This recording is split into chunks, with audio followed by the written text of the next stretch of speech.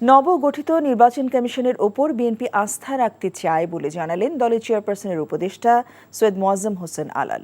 জাতীয়তাবাদী প্রচার দলের ১৩তম প্রতিষ্ঠা বার্ষিক উপলক্ষে বিএনপির প্রতিষ্ঠাতা সাবেক রাষ্ট্রপতি জিয়াউর রহমানের সমাধিতে শ্রদ্ধা নিবেদন শেষে তিনি এ কথা জানান।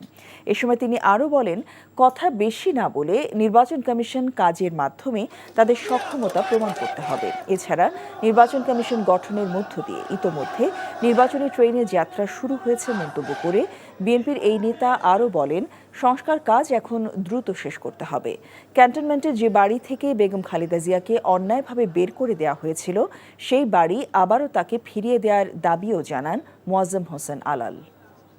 আমরা ওনার উপরে এবং এই নতুন নির্বাচন কমিশনের উপরে আস্থা রাখতে চাচ্ছি, তবে আমাদের অনুরোধ থাকবে যে কথা কম বলে বেশি কাজ দিয়ে সেটা প্রমাণ করার চেষ্টা করা উচিত।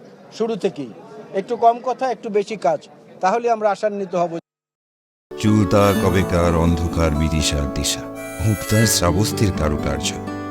চেষ্টা করবেন রাত ৯টার মধ্যে বাসায় চলে আসার। মেইন গেটে তালা লাগিয়ে দেওয়া হয়। প্রতিদিন কি তড়িঘড়ি করে বাড়িতে ফেরা সম্ভব?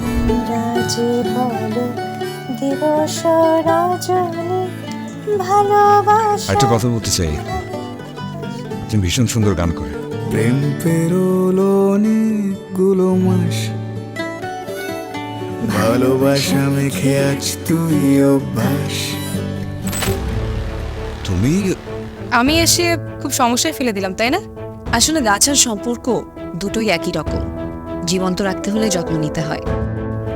ভালোবাসার বিষয়টা আপেক্ষিক, এক একজনের কাছে এক এক রকম।